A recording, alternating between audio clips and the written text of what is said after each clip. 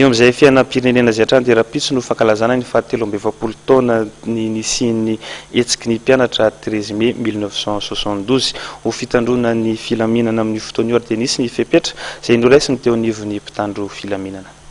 Tsy sangisangy ny mpitandro filaminana mandritry ny fankalazana ny fahatelo amby efapolo taona nisian'ny hetsika 13 Mai 2017 hoy ny jeneraly Rakotomanina Florence nandritry ny fionana tamin'ny mpanao gazety Androany teny Akadilalana. Tsy azo atao ny manatanteraka filaharana Andalabe ary ferana eo anelanelany amin'ny 7 ora hatramin'ny amin'ny 10 ora maraina ny fametrahana ny fehezam-boninkazo eny amin'ny faritra voatokana amin'izany eo anoloan'ny lapan'ny tanàna Analakely. Ka mba ho fitandrovana an'izay filaminana sy fandriampahalemana izay raha pitso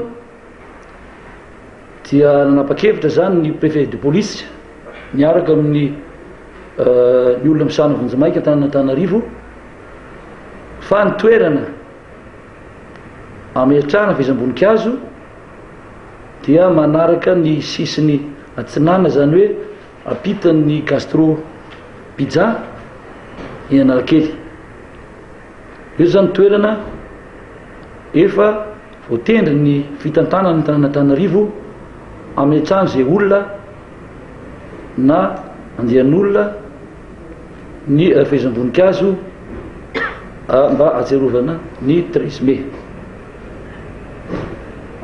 Satria araka voalazako teo toerana ifamezivezena Analakely, toerana fifanakalozana ara-barotra ary toerana saripady ihany koa satria dia varotra no manerana Analakely mba hisoroana izay zavatra mety hitranga sanatria dia noferana amin'ny 9 ka hatramin'ny 10 ny fanaterana voninkazo eny amin'io toerana io.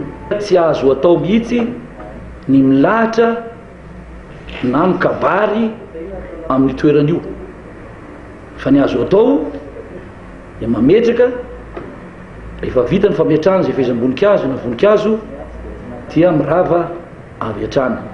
Io zany dia noraisiny mpitandro filaminana ao anatin'ny EMO hita amin'ny faritany Antananarivo sy région Analamanga ny fepetra mikasika an'izay zavatra izay. Mba hanamborana an'izay koa moa zany dia tapahany commune zany ny lalana eo anelanelany io Gastro Pizza sy ny ilany atsinanany lapan'ny tanàna io zany hoe ny avy eo amin'ny Raberivelo ka mivoaka aty amin'ny avenue de l'Indépendance. Raha ny fanazavana nentin'ny préfet de police tsy nisy ny fangatahana anatanteraka hetsika Andalabe raha pitso 13 Mai. Tsisy arak'izany nahazo alalana anao famiriam-bahoaka sy hetsika Andalambe. Hoentitra noho izany ny fitandronan'ny filaminana eto Andrenivohitra raha pitso ao anatin'ny fankalazana ny hetsiky ny mpianatra 13 Mai 2017.